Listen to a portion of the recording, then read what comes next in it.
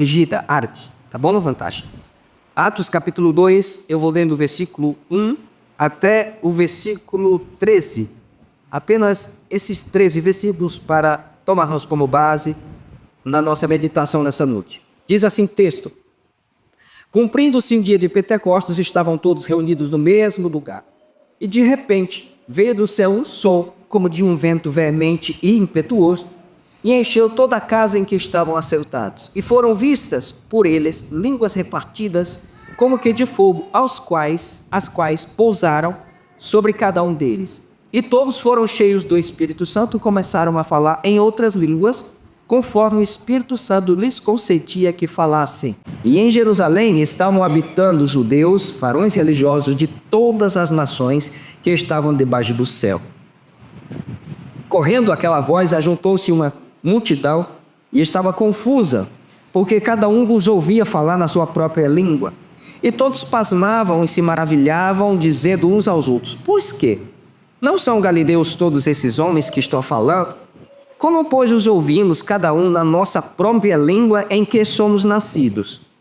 Partos e medos, elemitas e os que habitam na Mesopotâmia, e Judeia, e Capadócia, e Ponto, e Ásia, e Frígia, e Panfilha, e Egito, e partes da Líbia, junto de Cirene, e forasteiros romanos, tanto judeus como prosélitos, e cretenses e árabes, e todos os temos ouvido falar em nossas próprias línguas, falar das grandezas de Deus. E todos se maravilhavam e estavam suspensos, dizendo uns para os outros: que quer dizer isso? E outros zombavam, dizendo: estão cheios de mosto, ou estão embriagados. Amém, queridos? Amém. Agora eu vou te pedir um amém mais forte. Amém? Amém. Muito bem.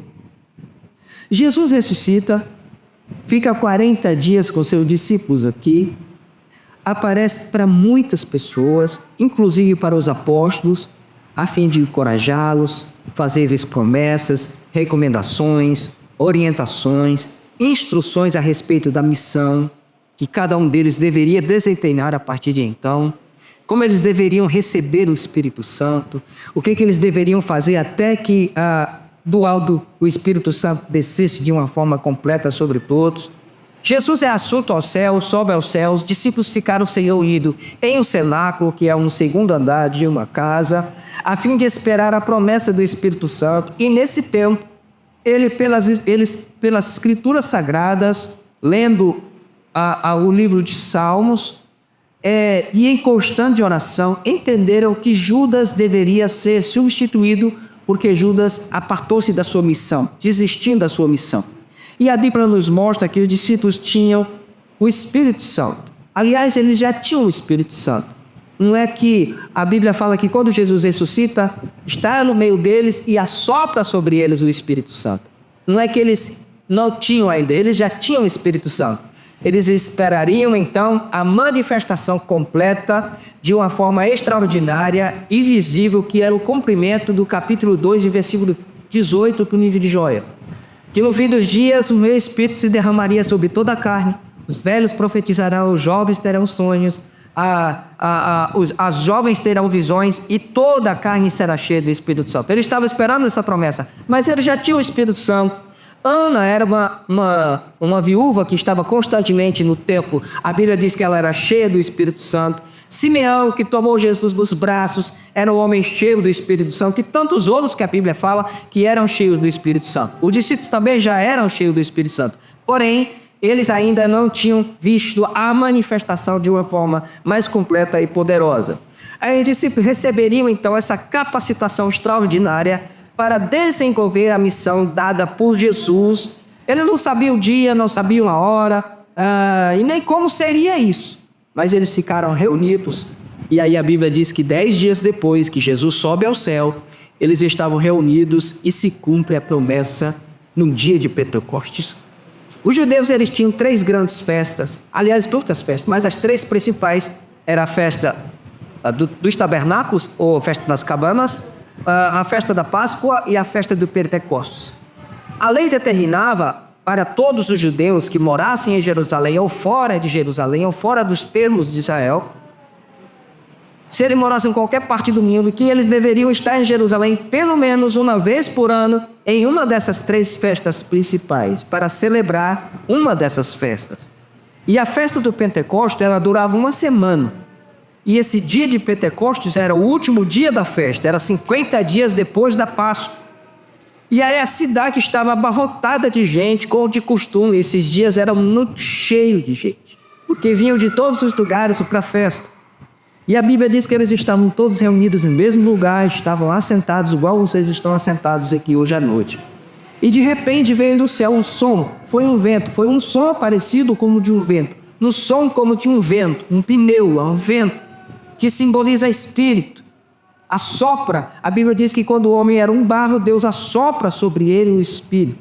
Essa pneuma, esse vento, fala da liberdade, fala de um Deus imprevisível, que não marca data, que não marca agenda, que não diz quando ele chega, nem por onde ele vem, mas que ele está sempre presente. Esse Deus totalmente livre e imprevisível. Olha, fiquem aqui e fiquem em oração e esperem, não saiam daqui até que do alto seja revestido de poder. Quando eu não vou dizer, nem como será, esperem e fiquem. E de repente a Bíblia diz que o vento veio, o som veio. E eles apareceram línguas. Não sei se você já viu uma lamparina queimando, ela fica o fogo. Aquele fogo, aquela língua de fogo foram vistas na cabeça de cada um deles. Eles olhavam para o outro e viam aquela língua de fogo sobre eles.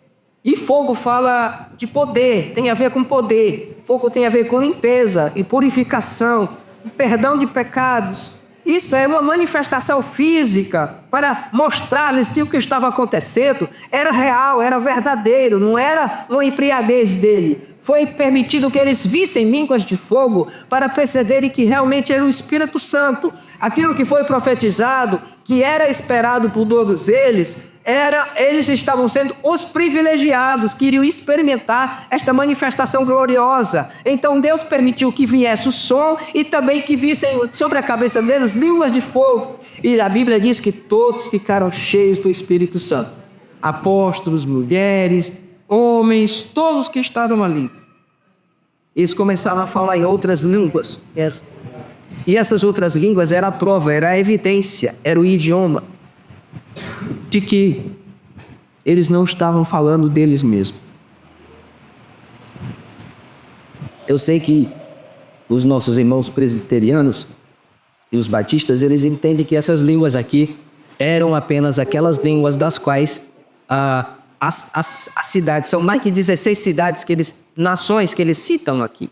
Então eles começaram a falar no árabe, no libanês, na língua das nações aqui. Mas não era só isso.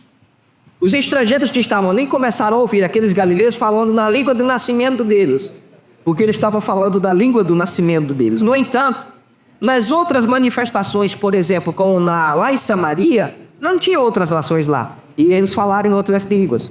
Na casa de Cornélio, não tinha outras nações ali, e o Espírito permitiu que eles falassem outras línguas. Na cidade de Éfeso, houve um Pentecostes ali, não tinha outras nações, e eles também falaram outras línguas. Também tem sinal dos que falaram em outras línguas, mas ali não tinha estrangeiro nenhum. Então, entende-se que o falar em línguas é a manifestação visível, pública, de que a pessoa tem realmente ali o dom do Espírito Santo. No movimento pentecostal, no meio pentecostal, isso é conhecido como glossolalia ou glossolalia, que é a manifestação da glória de Deus. Uma coisa interessante aqui que eu quero trazer antes de fazer as aplicações, é que aqui acontece exatamente o contrário do que aconteceu na Torre de Babel. Na Torre de Babel, todos eram de uma mesma língua, e quando decidiram construir a torre, com o objetivo claro de contrariar as ordens de Deus para povoar a terra, Deus ouve, vem, confunde as línguas, e eles não puderam mais prosseguir porque não havia mais impedimento.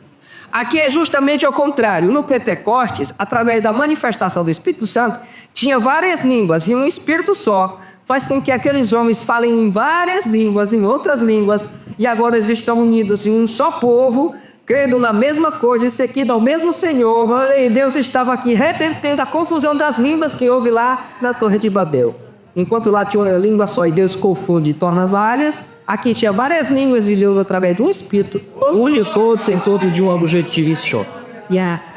Isso significa que o reino de Deus não está restrito a uma nação, a um povo, a uma denominação, a um credo qualquer, a um líder qualquer. Não tem restrição.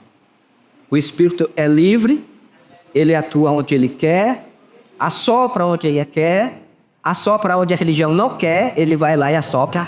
Se alguém disser assim, não pode assoprar aqui, aí aquele assopra, para dizer que a igreja é esse fenômeno extraordinário, vivo, e que está ligado apenas da peneira de Deus. Não está preso a nada, está preso a dogma. Deus não se prende à minha interpretação, Deus não se prende à minha maneira de pregar, Deus não se prende à minha religiosidade, Deus não se prende à minha liturgia, Deus não se prende à minha igreja, à minha denominação, Deus não se prende a nada disso. Ele é totalmente livre, e por ele ser livre é que ele alcança cada coração e cada pessoa de uma forma até especial. Vamos para algumas aplicações aqui. Primeiro, o versículo 1 diz que foi no dia de Pentecostes. E Deus aqui tinha um dia, não data. Deus sempre tem um dia marcado para as coisas. Deus sempre tem uma data marcada para as coisas. Tem sempre a hora de Deus, a hora que Ele chega. E não adianta porque Ele chega. Vem a hora. E essa hora chega. São datas e horas que ninguém tem o poder de alterá-las porque são exclusivas de Deus. Essas coisas que pertencem unicamente a Deus, ninguém altera. Porque o dia da vinda dele, ele disse, nem o filho, nem os anjos, nem o filho, ninguém sabe, unicamente o Pai, ninguém pode alterar. Essa data está marcada na agenda de Deus, mas ninguém sabe. E toda vez que se marcam a agenda para Deus, quebram a cara, porque Jesus já voltar no ano tal, tempo tal, e não sei o que tal, e faz aquela coisa toda. Já decifraram o código da Bíblia, já inventaram um dia para Jesus voltar, já inventaram data, já ficou todo mundo reunido esperando essa volta, e Jesus não vem, porque tempos e estações ele predeterminou para ele. Mas existe no coração de Deus um tempo para todas as coisas. Para tudo existe um tempo, e Deus responde por esse tempo. E ponto final. Esse tempo é exclusivo de Deus. O nosso problema é achar que nós teremos todo o tempo por mim, e a gente não tem. Ora, se eu não sei o tempo de Deus, eu tenho que estar pronto em todo o tempo. Se eu não sei o tempo predeterminado para os meus dias de vida, eu tenho que estar pronto em todo o tempo. Se eu ainda não sei e não conheço o coração de Deus ao ponto de saber da agenda dele, porque às vezes se pergunta aqui no Chego, como se a gente fosse secretário de Deus e soubesse da agenda de Deus. Nós não sabemos da agenda de Deus, não dá para a gente saber. O que a gente sabe é que o tempo é hoje, é agora, é desse momento em que Deus pode se manifestar de uma forma extraordinária. Deus pode curar essa enfermidade hoje, Deus pode mudar esse quadro hoje, Deus pode alterar essa situação hoje. Deus pode fazer com que todo esse problema que se abateu possa ser resolvido hoje. Existe um tempo de Deus para todas as coisas. Na vida de Jericó, no centro de Jericó, teve um tempo, teve a hora de Deus para ele. Para tudo Deus deixou o tempo. E essa data aqui estava marcada no dia de Pentecostes. Estavam todos reunidos no mesmo lugar. Segunda coisa, essa data era festiva. O versículo 1 fala da festa. Mas, irmãos, observe uma coisa. Por que Deus se manifesta sempre no meio da festa?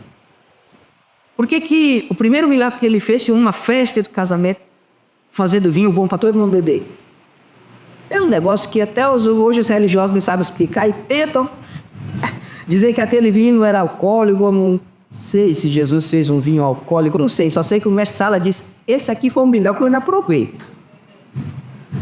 O simineiro, né? Toda vez que há uma manifestação do Espírito Santo, sempre é marcado por muita festa. Isso é certeza. É marcado por alegria. É Jesus derramando o seu Espírito num dia de festa. No dia de Pentecostes. Pentecostes era a festa da colheita. Era a festa que eles traziam os primeiros frutos para ofertarem a Deus. Eles colhiam aquilo ali. E ele vem justamente no último dia, no 50º dia, né? 50 dias depois da festa da Páscoa, era o dia de Pentecostes. Ele vem nesse dia onde eles estavam todos celebrando a colheita, trazendo o trigo, trazendo a cevada, trazendo o milho, trazendo tudo aquilo que eles produziam na terra para ofertar a Deus. E nesse dia de festa, Deus derrama o seu Espírito também para mostrar que aqueles 120 eram os primeiros frutos que ele estava colhendo nessa nova aliança da graça em Cristo Jesus. Se a festa do Pentecostes é a colheita dos primeiros frutos, esse dia aqui, esses 120 foram os primeiros frutos depois da ressurreição que foram colhidos para o Senhor. É a festa do perdão, a festa da salvação, a festa dos primeiros frutos, é a festa do véu que se rasgou, é a festa das fronteiras que se quebraram, era a festa do fim, do fim do dogma, que não tem coisa mais alegre no coração da alma como se quebra uma religiosidade, um dogma liberta aquela alma, aquela vida.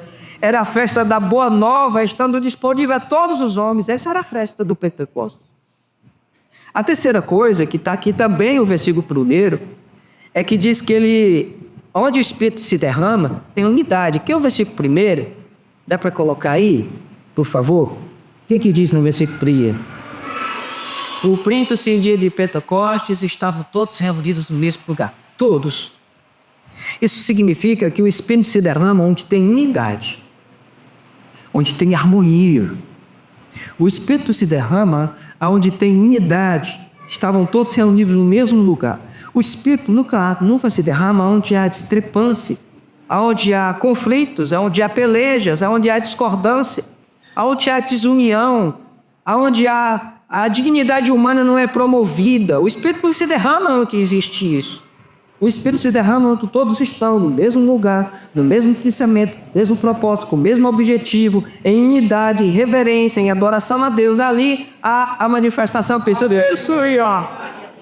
O Espírito não desce onde há manipulação humana. O Espírito não desce onde o antropocentrismo impera. O que é isso? Onde o homem é o centro das coisas. O Espírito não se derrama onde existe a tirania humana. O Espírito não se derrama onde os direitos humanos são negados, onde a dignidade humana não é promovida. Ali o Espírito não se derrama. Mas aonde tem alguém promovendo a dignidade, a paz, a pacificação, a harmonia, a unidade e o amor a Deus, ali o Espírito se derrama e promove mudança na vida e nos corações.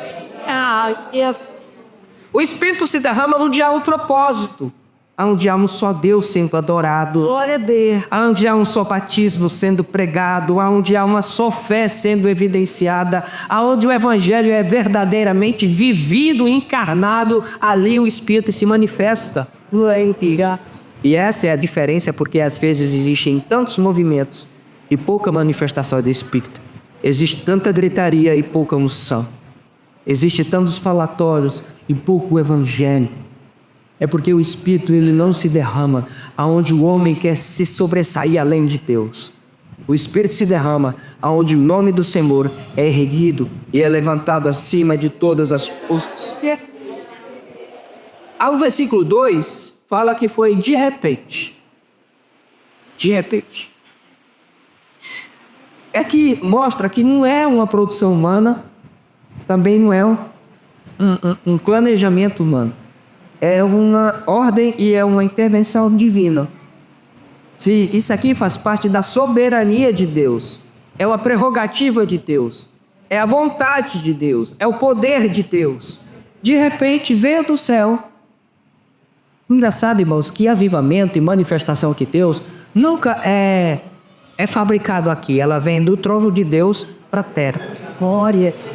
E essa é a diferença, porque às vezes se faz muito movimento e Deus não se manifesta, porque é só um movimento aqui. O céu ainda não entendeu aqui. O céu ainda não entendeu como aquilo sendo digno de receber a sua visitação.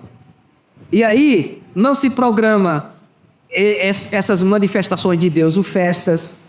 Essas manifestações do Espírito não é programada. Não depende de quem organiza, não depende da mão humana. O Espírito é livre e atua livremente. E é por isso que é de repente. É quando você menos espera. Eu tenho do cunhado e ele praticamente é semi-analfabeto, casado com uma das unhas e vãos. E ele foi batizado com o Espírito Santo dentro de um curral tirando leite de vaca. Você tem ideia de que loucura é essa? De manhã cedo ele chegou para tirar, ele viu aquela... onde ele vai tirar leite as margens do açude lá. Aquela pasta verde assim, sabe? Os passarinhos cantando, o sol saindo. Quem vai tirar leite lá, tira leite cedo, hein? 5 horas da manhã. E aqui, os passarinhos cantando, ele começou a se alegrar com aquilo. Ele começou a dizer, oh, glória a Deus, só coisa pouco, oh, aleluia. Tirando o leite da vaca ali, rapaz, ele começou a pular para um lado e para o outro. Sozinho! Não teve ninguém pondo a mão, não teve ninguém assoprando da orelha dele, não teve ninguém falando língua no ouvido dele. O Espírito desceu sobre ele e ele falou em línguas, foi manifestado. Agora é que Deus está a vida dele ali. Isso prova que não é manipulação humana, é quando Deus quer. Existe um tempo de Deus e é de repente. É de repente.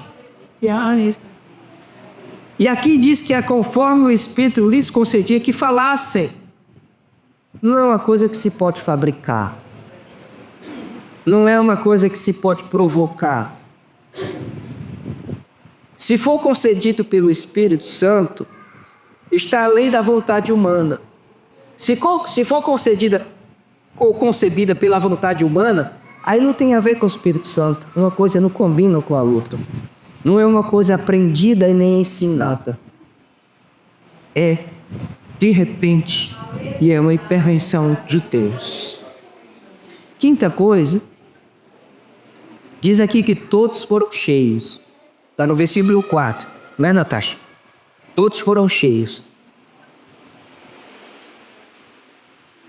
Isso prova que o Espírito não tem exclusividade. Ele encheu homem ou mulheres. Aliás, existem ainda bastante resistência. Eu quero dar uma palavra aqui em favor das mulheres. E ainda existe bastante resistência sobre mulher ser pastora ou episcopisa ou diaconisa. Existem muitos ministérios que ainda não aceitam isso. É engraçado. A irmã pode orar, pode jejumar, pode expulsar demônio, pode fazer visita, pode ir nas casas, pode pregar, mas não pode exercer. É um negócio interessante. Vamos pensar mais para frente isso. Amém, irmãs? Amém.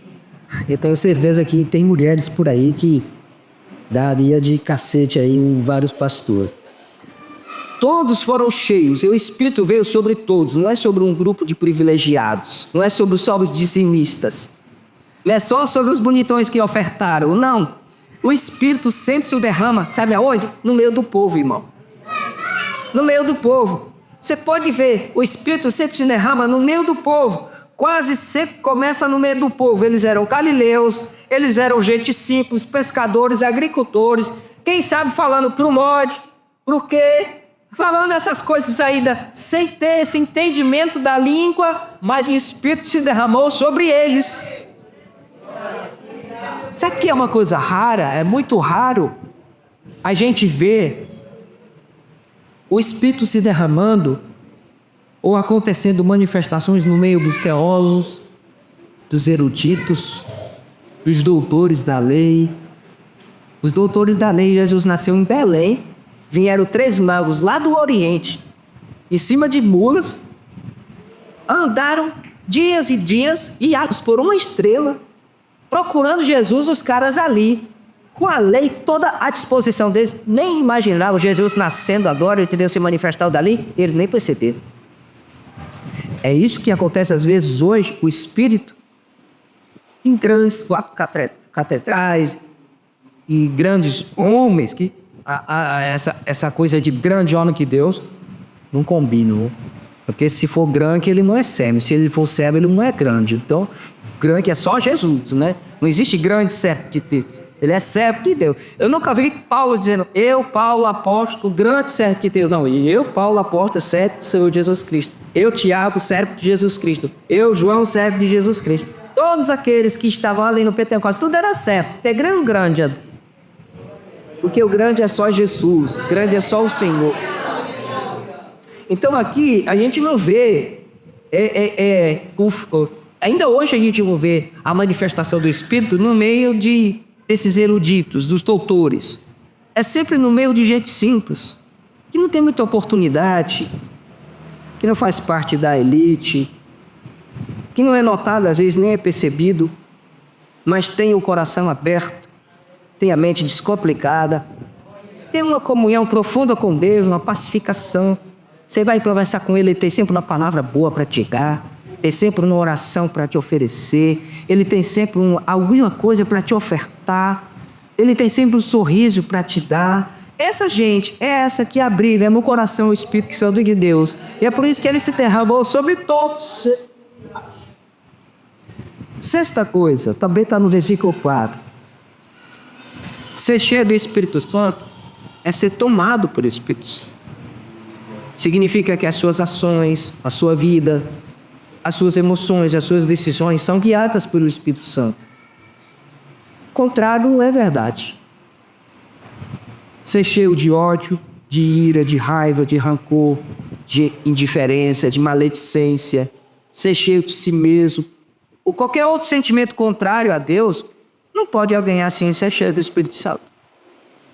Não dá para a pessoa ser cheia do Espírito Santo e maldizer o outro, e xingar o outro. Como é que pode esse negócio? Não dá, não dá certo.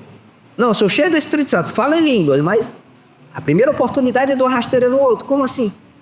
Não dá certo isso. Não tem como entrar num acordo isso. Pessoa cheia do Espírito Santo não anda com o queixo para cima. Nunca vi gente cheia do Espírito Santo. Aliás, no Antigo Testamento, sempre que o Espírito se manifestava para algum profeta ou para algum outro, como Daniel, Ezequiel, Josué se tremeu todo e falou assim: você é dos nossos, você está do nosso lado? Não. Rapaz, eu sou do exército celestial e vim para te ajudar, ter calma. A Bíblia diz que Daniel caiu com o rosto em terra. Ezequiel ficou se tremendo quando viu as visões. E todos eles sempre se curvam. Nunca vi que houve um queixo para cima depois que o Espírito desce. Quando o Espírito se apodera de uma pessoa, mais humilde ela é, mais compreensível ele é, mais compassivo ele é. Pessoa cheia do Espírito não anda com o queixo para cima, não é arrogante, não é não. Movimento que engrandece o nome do homem e não o de Deus não é do Espírito. Igrejas que faz crescer o nome do pastor e não o nome de Jesus, não é de Cristo. Aleluia! Glória a Deus. Derramado o Espírito que não causa humildade, união, perdão, arrependimento, não é do Espírito. Pode ser bonito, pode pular, pode se auditar, pode fazer o que fizer. Mas se não trouxer esta frutificação aqui, não foi do Espírito que se manifestou. Talvez tenha sido a expulsão da pessoa. Sétima coisa. O Pentecostes, ele teve um objetivo. E o Pentecostes, para nós, ele precisa ter um objetivo. Qual foi o objetivo na vida dos apóstolos? Foi capacitá-los para a missão.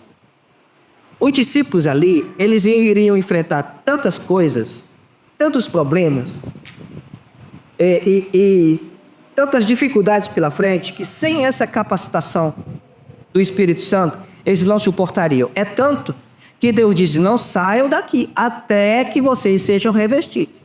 Se vocês saírem antes, não vai dar certo. Sejam revestidos primeiro, depois vocês vão sair. Isso era uma capacitação para a missão que eles iriam enfrentar. O mover do Espírito é sempre como objetivo específico. E nem o Espírito não vai se manifestar numa pessoa para deixar ela abobalhada, para falar 3, 4 línguas estranhas e não mudar a vida nem dela e nem a de ninguém. É preciso que haja um objetivo para a manifestação do Espírito Santo. É trazer uma capacitação para alguma coisa. Se o Espírito percebe que na sua trajetória e na sua caminhada, alguma coisa você precisa enfrentar, ele te capacita antes. Ele vai descer sobre a sua vida. Ele vai entrar na sua história. Ele vai mudar a sua vida. Sempre que você buscar dons espirituais, eu sempre estará esperando de você um objetivo para aquele dom que você está buscando. Ai, Senhor, eu queria tanto ter o dom disso, o dom daquilo. Mas a Bíblia diz que os dons é dado por Deus aos seus servos para a edificação da igreja. Então, às vezes, a gente pedir dons para Deus, nós devemos buscar, que Paulo quis, buscar os melhores, devem buscar os dons. Nós devemos buscar os dons. Mas só Deus sabe a estrutura que eu tenho para Ele me dar determinados dons. Então, um dom que você precisa, pode pedir a Deus, é o dom do amor, né? Aliás, o amor não é um dom, é uma decisão, mas é preciso buscar isso, se aproximar de Deus. Agora, esse objetivo, ele não precisa ser evangelístico para aquilo que você está pedindo. O objetivo da capacitação, a linha Pentecostes, para aqueles 120, foi um objetivo evangelístico, para eles pregarem o evangelho. Toda a capacitação do Espírito Santo na noiva, na igreja, é para edificação, é para exortação e para evangelização. Amém? Amém? Oitava e última coisa. Toda vez que o Espírito Santo se derrama, ele causa perplexidade. O que diz aqui para o versículo 12? E todos se maravilhavam e estavam suspensos, e outras traduções, atônitos, dizendo uns para os outros: que quer isto dizer? Põe no versículo 6, Natasha. Versículo 6, ele diz assim: e correndo aquela voz, ajuntou-se uma multidão e estava confusa, porque cada um os ouvia falar na sua própria língua. Além de confuso, atônitos e maravilhados. O mover do Espírito, ele sempre causa essa perplexidade no coração do... Jerusalém inteira ficou alvoroçada por causa daquele 120. Já viu um grupo de 120 pessoas alvoroçar a cidade inteira? Pois é, isso aí aconteceu. O Espírito se derrama de forma imprevisível, não se planeja, não se programa, e ele vem de uma forma nova. Não tinha ainda tido uma manifestação como aquela do Espírito Santo. Ele já tinha se manifestado de várias vezes, de várias formas, mas daquele jeito ainda não. Então foi uma forma nova. Na casa de Cornélio, ele veio no meio do culto, e no meio da pregação de Pedro, ele interrompe e batiza os irmãos com o Espírito Santo. Para os irmãos que saíram da prisão, quando eles prenderam todos eles na prisão, que eles foram soltos, eles foram lá para a casa da irmã Maria, a mãe de João Marcos, para orarem. A Bíblia diz que quando eles oraram, o chão onde eles estavam tremeu, como uma manifestação do Espírito para dizer que Deus estava validando aquela oração. E quando eles saíram dali, eles disseram: Senhor, olha para essas ameaças e capacita os teus servos para que eles possam continuar pregando a tua palavra livremente, com toda a ousadia e toda a força do Espírito Santo. Veja se isso não é uma capacitação para a evangelização. Para que mais eu preciso do Espírito Santo? Para me consolar, para me edificar, para me exortar, mas tudo aquilo que tem a ver com eu fazer, que vai de mim para fora, tem a ver com evangelização. Evangelização. Eu fico preocupado quando eu vejo gente querendo fabricar avivamento ou movimento, querendo forçar o derramamento do Espírito. E hoje em dia, graças a Deus, que eu não preciso mais se submeter a tantas coisas que ele me submetia, mas você ficar ouvindo um pregador no púlpito, gritando para lá e para cá, microfone na mão, suando por qual tampa de chaleira, tentando forçar um avivamento, instigando a igreja, e quando a igreja não glorifica, ele ameaça. E se a igreja não ameaça, ele diz que a igreja não glorifica, depois não ameaça, ele diz: vocês estão frios, vocês são uma igreja fria, e xinga a igreja. Irmãos, avivamento não se fabrica, não é insultando a igreja. Avivamento não depende do pregador, avivamento depende do coração do crente, depende de Deus estar descendo sobre a vida de cada um dos céus, tendo, depende da capacitação. E para que eu preciso daquilo? Não dá para fabricar avivamento, não dá para... Até movimento dá para fabricar, mas avivamento não dá. Nós devemos sim buscar, pedir pela manifestação gloriosa do Espírito Santo nas nossas vidas. É preciso que haja essa busca. Porém, quando não há um derramado do Espírito Santo, aí sim, aí tem problema.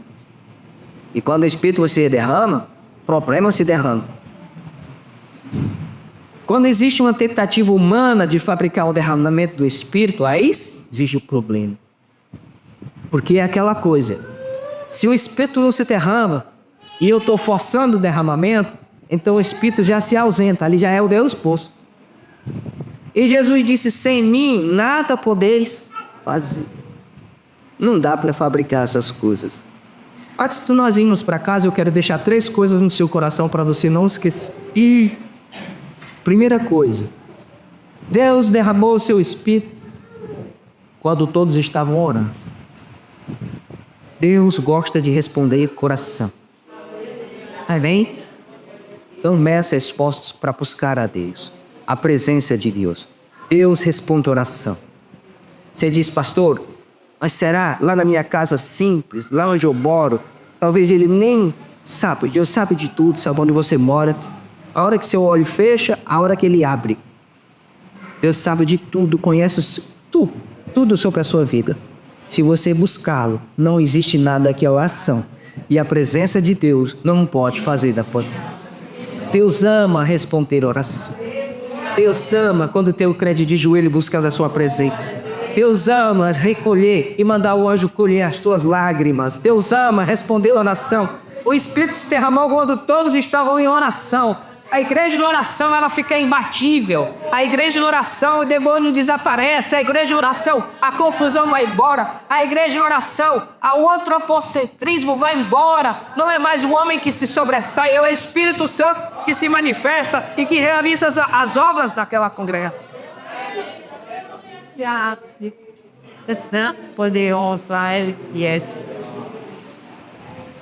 Segunda coisa, Deus derramou o seu Espírito em forma de fogo. Sabe por quê? Porque Deus deseja e Deus quer queimar o nosso ser com o fogo ardente do Espírito. E que fogo é esse que Ele quer no nosso coração? Qual é o fogo que Ele quer derramar em nós? Esse desejo ardente de falar do seu amor. Esse desejo ardente de falar das suas grandezas. Aqueles discípulos, ninguém segurava nem eles, nem a língua deles mais. Ninguém segurou mais nenhum deles. E quando ameaçaram eles, que chegaram para Pedro e falaram assim, olha, nós estamos proibindo vocês de falar no nome desse Jesus, aonde quer que vocês passem. Eu falei, julguem vocês, se nós devemos obedecer a vocês ou a Deus. Fala para mim, eu devo obedecer a vocês ou obedecer a Deus? É esse fogo que queima dentro da gente que Deus quer nos incendiar. Deus quer fazer tochas acesas para falar do seu amor e levar o seu amor no meio dessa confusão que está aí fora. E cada dia que passa é um escândalo diferente, numa igreja diferente, com um pastor diferente. A cautelar de Jesus disse que nos últimos dias o amor esfriaria, a confusão chegaria, mas nós devemos estar ligados na videira que é Jesus Cristo. Uma oração incendiada pelo seu Espírito, para que possamos testificar de forma verdadeira de um Deus que pode transformar e perdoar pecados. Deus quer incendiar no nosso coração isso. Com o fogo ardente do Espírito Santo, mas também fogo que queima pecado, fogo que destrói, fogo que vai ali consumindo. É como uma lixa, sabe o fogo do Espírito? É como uma lixa. Sabe aquela parede grossa? Você põe uma lixa ali a 60, a 40, ele vem, depois você passa para de 80, depois para 120, ele vai deixando a parede toda amaciada, ele vai lixando o nosso coração. É o fogo no Espírito que queima pecado, que destrói as fortalezas, que edifica o nosso coração. Terceiro e último lugar, Deus derramou o seu Espírito e encheu a todos. Deus quer ver o seu povo cheio. Amém? Deus quer que você volte daqui para casa cheio. Deus quer que você levante amanhã cheio. Quando você chegar no trabalho esteja cheio. E quando retornar para casa esteja cheio. Deus tem prazer de encher, Senhor. Ele não quer derramar só, sabe? Só por meias coisas em você. Não, Ele quer te encher. Fazer você transbordar. Quer deixar você igual a samaritana, correr de um lado para o outro. Venham, eu contei um homem que falou tudo sobre minha vida. Ele é o Cristo, ele é o Cristo, ele é o Messias. Venham ver, a mulher trouxe a cica inteira para onde Jesus estava. E aí a Bíblia diz que Jesus ficou vários dias lá com eles. Deus quer encher o seu povo. Quem aqui gostaria de ser cheio? Eu faço de momento que a voz de Deus, que o Espírito Santo se derrame sobre a sua vida e que seja de repente. No menos que você espera. Quando você menos esperar, a graça se derramar sobre a sua. Vamos ficar de pé? Uia.